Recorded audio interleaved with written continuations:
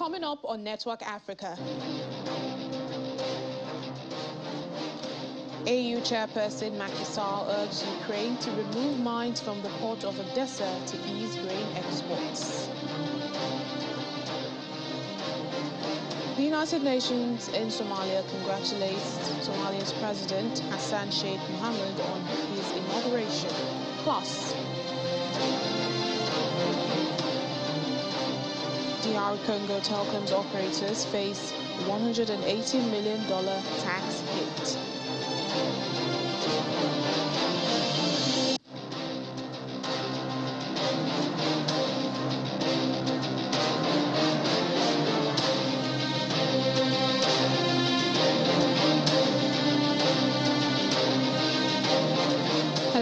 Welcome to the program today. I'm Layo Olarinde.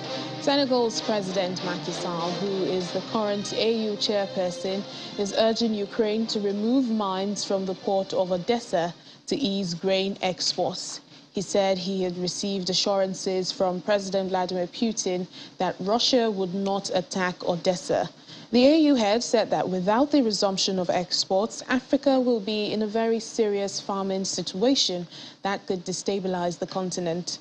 Russia and Ukraine account for 29% of global wheat supplies.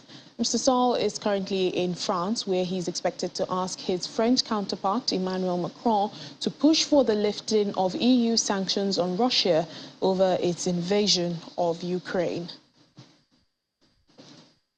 New data released by the United Nations shows more than 4 million people are facing high levels of food insecurity in Kenya. Now, this figure has risen from just over 3 million people last year. Over 900,000 children below the age of 5 are said to have been found to be acutely malnourished. The entire country's north and much of the northeastern regions are also facing food insecurity at crisis and emergency levels. The March to May rainfall has been low, irregular and poorly distributed in much of the distressed regions, which has affected production of food. Now, aside from a prolonged drought, the crisis also has been worsened by a rise in food prices because of the spike in the cost of fuel resulting from the war in Ukraine. Some of the affected counties are also facing ongoing insecurity and gun violence. Large parts of Eastern Africa have suffered a devastating drought for much of this year, aggravating food insecurity for countries that are still reeling from the effects of the COVID-19 pandemic. The United Nations in Somalia has congratulated President Hassan Sheikh Mohamud on his inauguration, adding that it looks forward to working with his administration in support of achieving national priorities. The inauguration ceremony for Somalia's 10th president took place in the Ade International Airport area of the capital, Mogadishu. Thank you very much. The event was attended by various regional leaders and representatives of the country's international partners. President Hassan Sheikh Mohamud covered various topics, including peace and reconciliation efforts in Somalia, with the latter involving efforts to ensure respect for people's rights, good relations with Somalia's federal member states, a democratic system of governance, and a just and fair judicial system. On the regional and global front, President Mohamud spoke about the need for cooperation to improve security in the Horn of Africa region and enhance trade and economic collaboration. We need to join hands with the rest of the world on security, and in particular with the Horn of Africa countries, which are today faced with security challenges emanating from terrorist groups like Al-Shabaab and ISIS. As such, it is imperative for us to unite and work together in order to defend ourselves against those enemies, in order to save our people against them. The worsening drought in Somalia was also highlighted. President Mohamud appealed to all Somalis and the international community to work together to help the millions of affected Somalis. The East and Horn of Africa is facing a severe drought that is threatening the lives of hundreds of thousands of people, and Somalia is vulnerable to that drought. And there are fears already that some areas might face famine.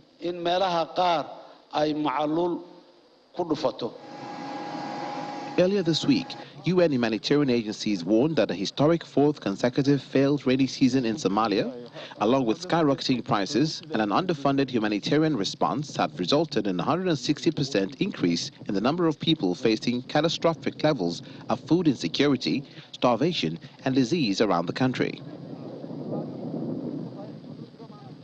They went on to say that with no end in sight for the devastating drought affecting the country, the risk of famine looms larger than ever, and an urgent increase in support from the international community is essential to avert famine.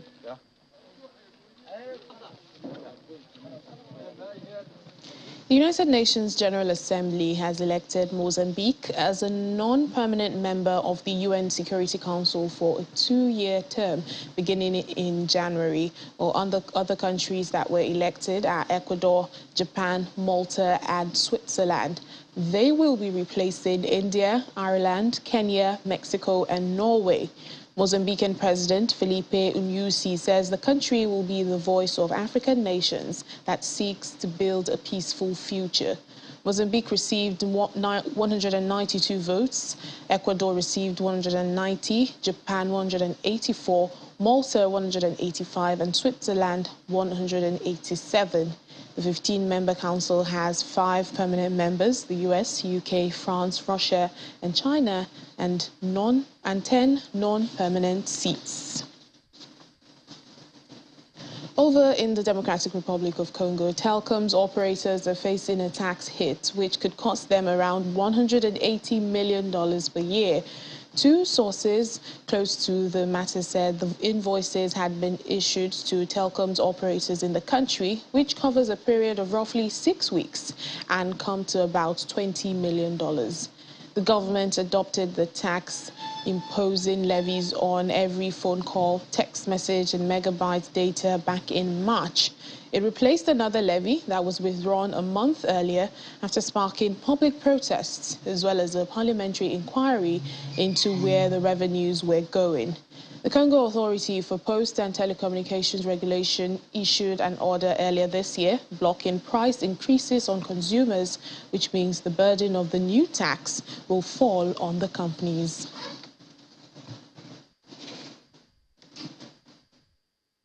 Algeria's President Abdelmadjid Tebboune has hosted his Venezuelan counterpart, Nicolas Maduro, in Algiers. The South American leader arrived in the North African nation on Wednesday for what local media in Algeria calls a 2-day working and friendship visit. Both countries agreed to reinforce their economic cooperation. Mr. Tebboune announced at a joint press statement that direct flights between Algiers and Caracas would soon be launched. Algeria and Venezuela are members of the OPEC oil cartel, and their governments have expressed their wish to work more closely on fields like oil and gas. Or to do so, Venezuela's Maduro announced that the Algeria Venezuela Joint High-Level Commission would be reactivated to draw up a new map of cooperation for both countries' prosperity. To health matters, COVID-19 vaccine maker BioNTech says construction of an mRNA vaccine factory to serve Africa is set to begin in Rwanda. It follows a pledge by the biotech firm to secure mRNA vaccine production on the continent, where inoculation rates have fallen far behind other parts of the world. Well, the construction is set to begin on June the 23rd. BioNTech partnered with Pfizer to develop the Western world's most widely used COVID-19 shot. The initial factory will be built from an assembly kit and housed in 2 groups of 6 40-foot shipping containers. Well, these modular factory elements, which will be assembled in Africa to biocontainers, will be developed to the Kigali construction site by the end of 2022. According to BioNTech, the factory should kick off vaccine production about 12 months after the delivery of the assembly kit. Well, it is hoped that the initial vaccine factory would become part of a wider supply network spanning several African nations, including Senegal and South Africa, over the next few years. Sudan's former main ruling civilian coalition has begun informal talks with the military, mediated by the United States and Saudi Arabia. The dialogue is meant to end the long-standing political deadlock that followed the military coup last October.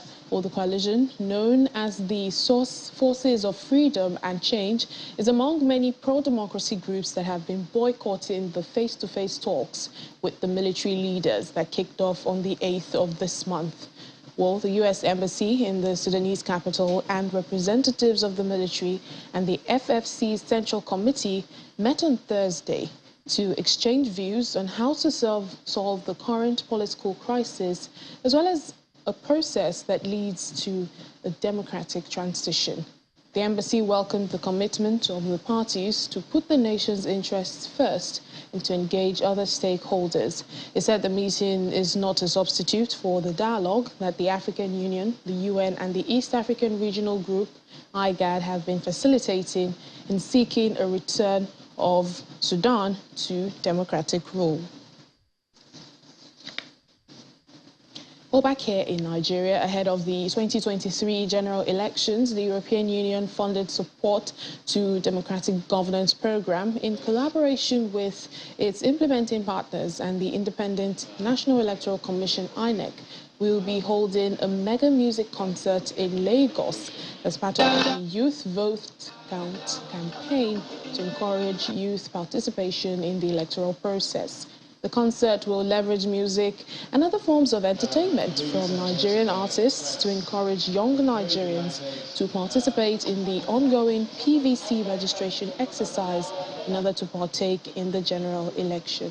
The event is scheduled for Saturday, June 11 at the Tafawa Balewa Square, where INEC has created over 30 spots for fresh registration and to handle other issues relating to permanent voters' cards.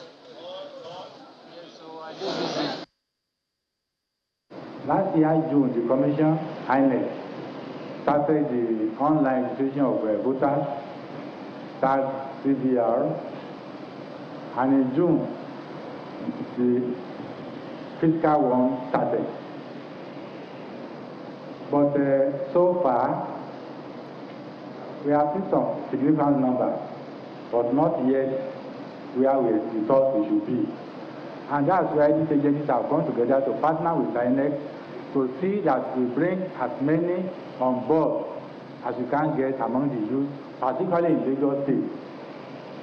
What we are doing here today is not going to be restricted to Lagos State alone. We are still going to other parts of the Federation. We are only kickstarting it from here.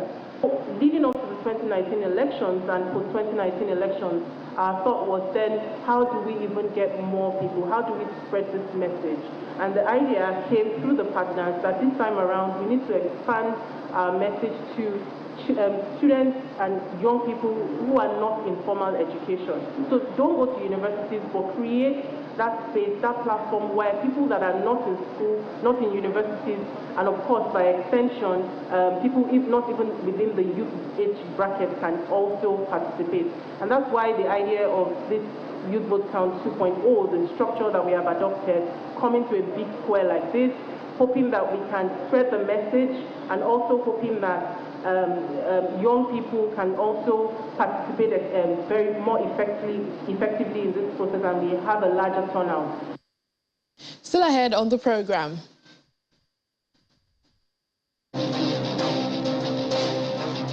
Egypt's Port Said rally draws hundreds of skating enthusiasts. That's in a moment. Please join us again.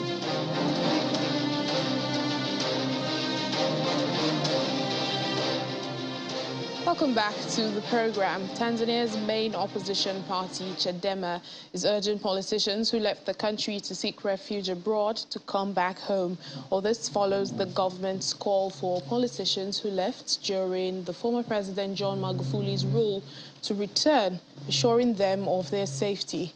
Tanzania's Home Affairs Minister at the beginning of the week urged exiled politicians to return following a series of talks between the government and political parties. Chadema Secretary General John Mnyika assured all its exiled party members of President Samia Suluhu's guarantee of their safety. Some of the high-profile politicians in exile are former presidential candidate Tundu Lissu and former legislators God Bless Lima and Ezekiel Wenje. After the October 2020 general election, Mr. Lissu sought temporary refuge at the residence of the German ambassador in Dar es Salaam, claiming that he had received death threats from Mr. Magufuli's administration. A hospital in the Cameroonian city of Mamfe has been razed to the ground in an arson attack. All 45 patients at the district hospital were safely transferred to another facility, and there are no deaths recorded, according to a local administrative official. The charity agency Doctors Without Borders called the fire an unprecedented attack on the hospital of vital importance that will have a major impact on the people in that region where access to healthcare has already been gravely impacted by years of violence. Well, it is not clear who was behind the attack, but local media suspect that it was the work of English-speaking separatists who want to break away from the French-speaking majority. Every Nigerian, especially those in the diaspora, is a custodian of the Nigerian identity and culture. Embracing these two factors plays an impactful role in every society. Well, this is the view of seasoned human resource professional and Global Vice President BDP International, Nina Olatoke. Mrs. Olatoke, who is also the co-founder of the annual All Africa Festival in Dubai, believes making judicious use of opportunities is one of the ways diasporans can position themselves for success. Prior to moving here, and even when we just moved here, my kids will always represent themselves as, I am British. My oldest son actually loved Istanbul so much that he claimed he was British Turkish, which was not a thing. But they would always have that identity. In the last 4 years, particularly the last 3 years, my children refer to themselves as Nigerians. And that for me is a reflection of what they have seen me get comfortable with, but also what I'm impacting to them. The one thing I'm going to say to Nigerians here, to Nigerians across the world, I know a lot of times when we migrate to all these places, we migrate and say, oh, I'm just going there, I'm going back home. A lot of people have the going back home story. And for some people, they do go back home. They do end up going back home. For a lot of people, they don't. So for a lot of times, we live our lives in places like Dubai that has created spaces for us to penetrate as if we are visiting. The one thing I'm going to say is take advantage of every single opportunity as it has been given. Understand that whether we like it or not, we are cultural translations of what people think our culture looks like. We are custodians of that. And even if you are second-generation Nigerian, third-generation Nigerian that is living in diaspora, you are still Nigerian. Your translation of culture is valid. Your translation of identity is valid. Also catch the full interview with Nina Olatoke. Do watch Diaspora Network on Saturday at 7:30 p.m. Well, all around the world, people are taking on new experiences in their free time. In Egypt, it's all about skating. And over the weekend, enthusiasts got the chance to get to know each other and practice their favorite sport. Let's watch.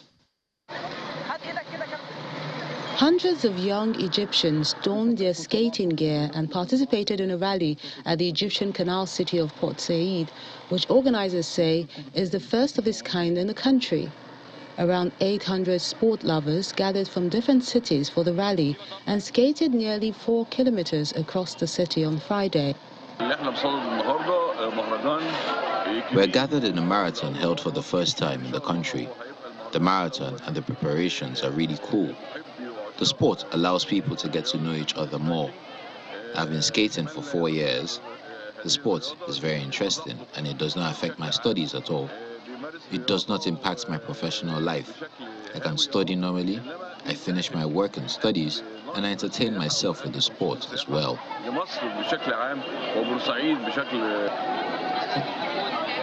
They got the chance to know each other and practice their favorite sport, whether amateur or professional. We are here today for a big festival held for the first time for the lovers of skating. Amateurs practice the sport, but they also contribute in supporting local tourism in Egypt, generally, and Port Said specifically.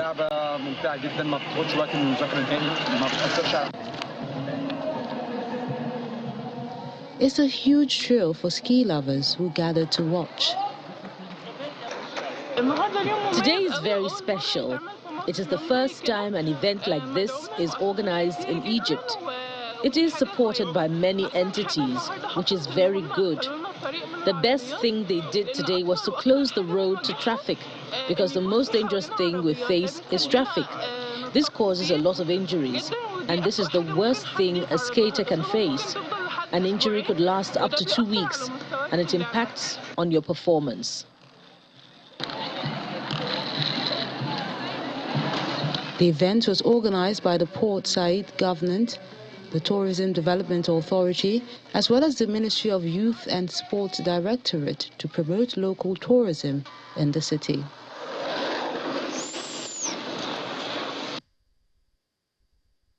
And that's it on the program for today and for the week. Thank you so much for always being a part of it. I'm Layo Olamide. Have a lovely weekend.